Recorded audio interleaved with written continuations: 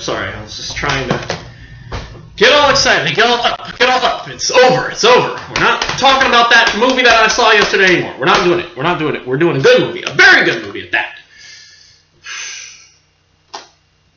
Yeah. Don't watch Sweet Movie. Just don't. Okay. Now that's over with. Number 391, Lindsay Anderson's If. 1969, 112 minutes, color, black and white, Monroe, 161 declaration.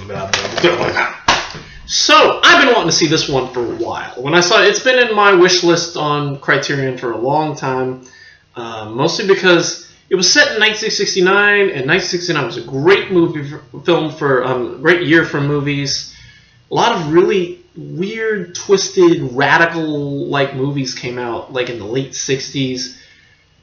It seemed like there was just suddenly a new way of doing things. Movies that really pushed the envelope seemed to come out toward the end of the 60s. Some of it was, a lot of people just embracing color too. And yeah, I think it was just something about that. Also, I'm a huge fan of Malcolm McDowell. Malcolm McDowell is a fantastic actor.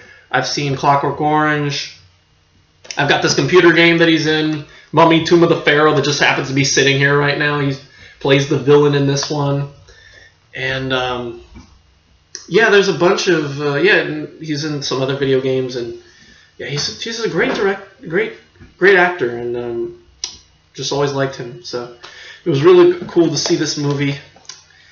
And, yeah, so anyway, again, If is no exception when it comes to, like, a really rebellious movie, a really twisted movie. And yeah, so anyway, it's about Malcolm McDowell plays Mick Travis, who's this student at a boarding school, and he's like, I guess one of what they call the lower sixth, who's like one of the I think the penultimate before you graduate or something, and then there's the upper sixth, the lower sixth, and then there's like the younger kids. And the younger kids are forced to be servants to the older kids. And yeah, it's a little hard to understand because I didn't, go to boarding school, and I'm not sure I don't really understand how the British boarding school levels work or anything like that. So the class rules were a little tricky to understand, but still, that was the least of my worries. I figured if you were young, you were beat up by the older kids, or made fun of. And if you're older, you're just narcissistic, So anyway, so Travis is like right in the middle, sort of, I guess, and he's kind of just he's this kid who's like really just sick of everything and was very rebellious and definitely questions a lot of things. And so one day he and his friend steal a motorbike and go to this cafe where they meet this character. I think it was really just this one character who I'm not a fan of, the girl.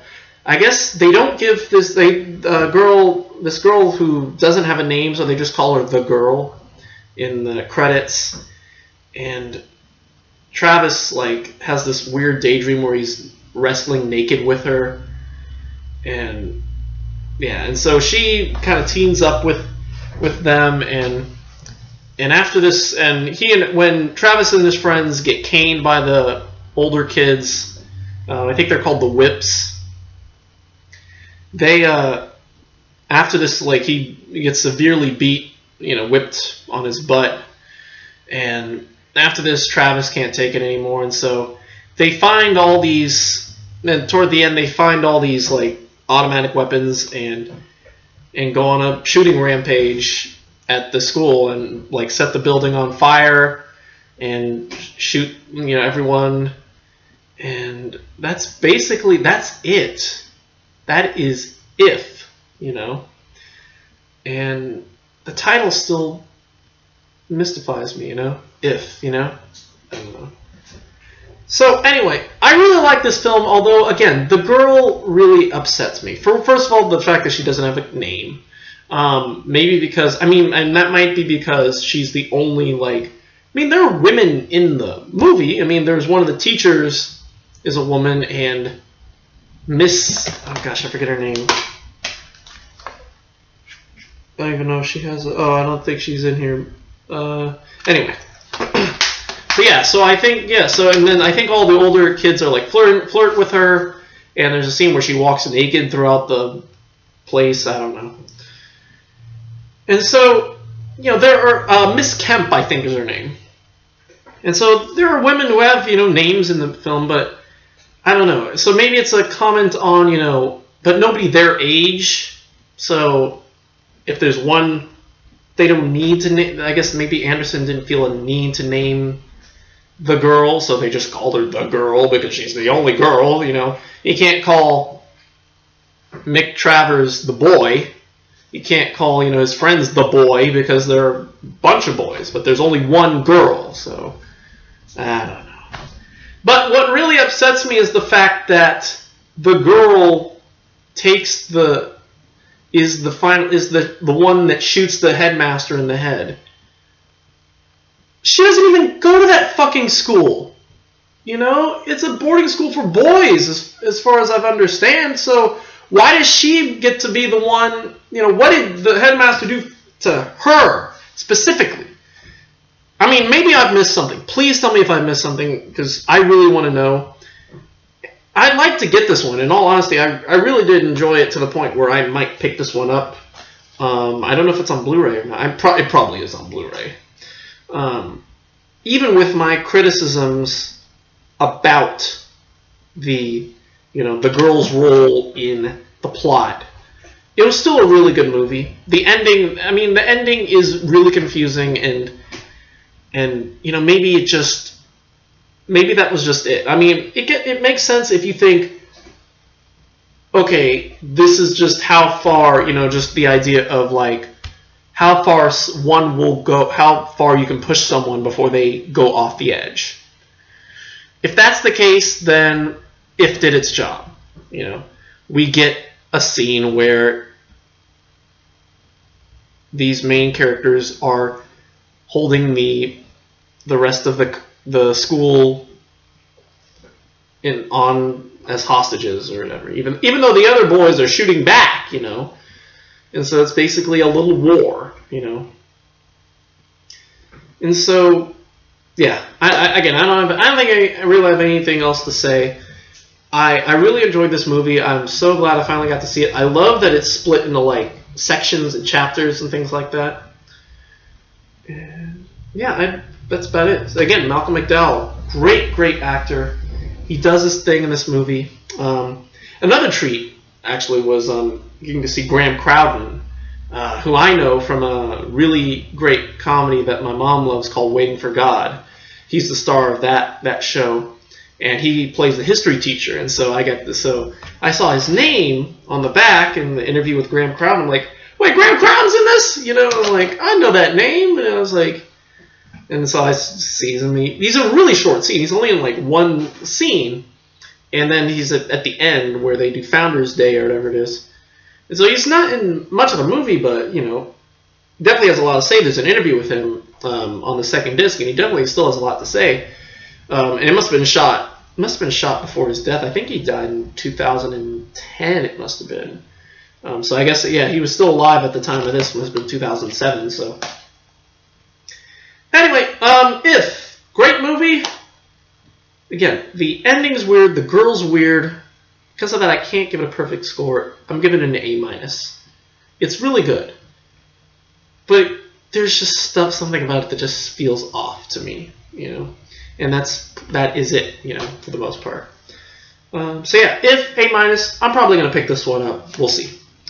So yeah, disc 1 of the DVD has just all the movies. Has the movie. Disc 2 has three films. There's a 42-minute episode of the show called Cast and Crew, which is produced by the BBC from 2003, and it's basically this roundtable kind of discussion about If. with a bunch of people who worked on the film. There's Miroslav Ondřiček, who is the director of photography. Rakov, who is the assistant editor. Stephen Frears, who is the director's assistant. Michael Medwin, who is the producer. David Sherwin, the screenwriter. And McDowell is interviewed on screen as well.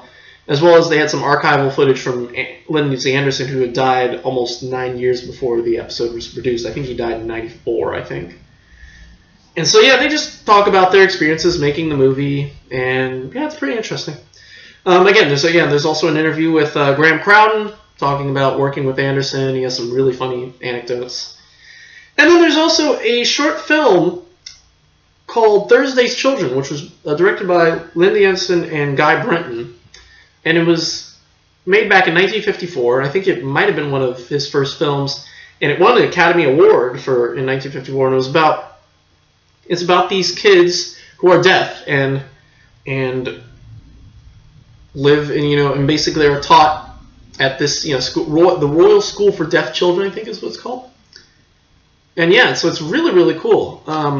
It means just the methods. I mean, Criterion, acknowledges that the methods are outdated and all that, so they don't really use those methods. But it's interesting to see, just all these kids, learning how to kind of talk a little, use certain sounds and make sounds, by just mouthing and, certain words and all that. Although I gotta say, using Little Black Sambo to teach kids words made me a little uncomfortable for obvious reasons, So yeah, that was my only criticism of this story. Like, I mean, in Britain, the thing about Britain is that, I feel like they really need to catch up with the whole, racism thing. It took Britain a long time to catch up with, with the U.S. about, race relations and things like that. And that kind of makes me a little sad. But so anyway. But outside of that, it's a great short film. Thursday's Children, check it out. And yeah, that's it. A-. Go pick this up. I think you'll like it, especially if you like a movie about rebellion and just how far you can push someone. Good stuff. So, as mentioned before, I'm still waiting on Pitfall. I wonder if Pitfall is shipped. Let's find out if Pitfall is shipped. So next, probably tomorrow, we're either going to do the Woman in the Dunes. The 3 films by Hiroshi Teshigahara, Pitfall, Woman in the Dunes, and The Face of Another. We'll probably either do that tomorrow, or we will do the Raymond Bernard Eclipse set, which has 2 films, Wooden Crosses and Les Miserables. I would like to get the Eclipser to do the Wooden Crosses tomorrow, as well as Les Miserables, just because of our schedules. And Les Miserables is a long film. It's like, I don't know how long it is. I'm going to look it up actually as well. So it makes sense to do that one this week while we have time, because the only other day we'd be able to do it, although we could do it Wednesday and Thursday. In all honesty, we could do it actually, we might be able to shove them down. That's what I'm thinking actually. What I'm thinking is instead what we'll do this. I think that's actually what we're going to do. We're going to do. Hang on, let me see. How long is Les Miserables? Because it needs 2 discs.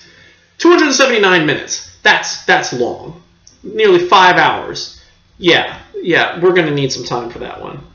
So what I'm thinking is, what we're going to do is this week, tomorrow, we're going to go and start the 3 films by Hiroshi Teshigahara set, even though I don't think it's even shipped yet. Let's see, is Pitfall shipped yet? Has it? Okay. So the Raymond Bernard set is in. Oh, Pitfall did come in. Oh, great. Awesome. Then yeah, then tomorrow we'll pick it up. I'll be at work tomorrow, so I'm going to pick that one up, and then I'm still waiting on The Face of Another, but hopefully it should be in by Saturday. And then we'll do Pitfall on Sunday. I mean on Friday, tomorrow on Friday, and then Woman in the Dunes on Saturday, The Face of Another on Sunday, and then we'll take a break, and then Wednesday we'll be back with Wooden Crosses, and then Thursday we'll do Les Miserables, and then I'm going to be taking a break because Josh and Caitlin are coming up, family's coming up, so I'll be visiting with them until I think Tuesday. And Tuesday we'll be back with whatever's after that. Probably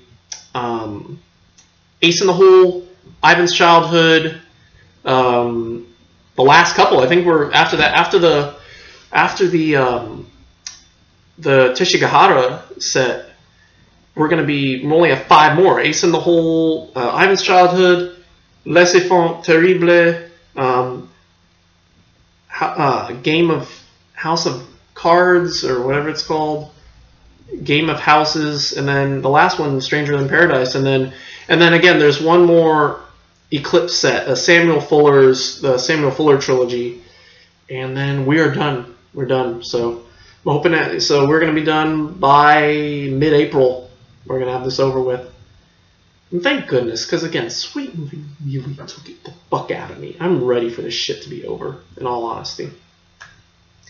But good movies like If keep me going, you know. If is one of those movies that I just really want to see, and I'm like, okay, please tell me that this is some weird trifecta where Makavajev just really fucking ruined everything. But the worst part of it is, we're still not done with Makavajev. We're done with the main series, but Eclipse, there's still 3 films in the Eclipse series, which I have to deal with. Oh god, that's horrendous. But hey, I don't have to deal with it. That's the Eclipser. Anyway, that's it, Marie. Thank you for watching. Don't push Malcolm McDowell too far, because he'll kill you. But, you know, but he won't. Or maybe the girl, although the girl might kill you, so, you know, anyway. That's it, Marie. Thank you for watching, and we will see you all tomorrow for Pitfall! The first in the Hiroshi Teshigahara set. And until then, goodbye.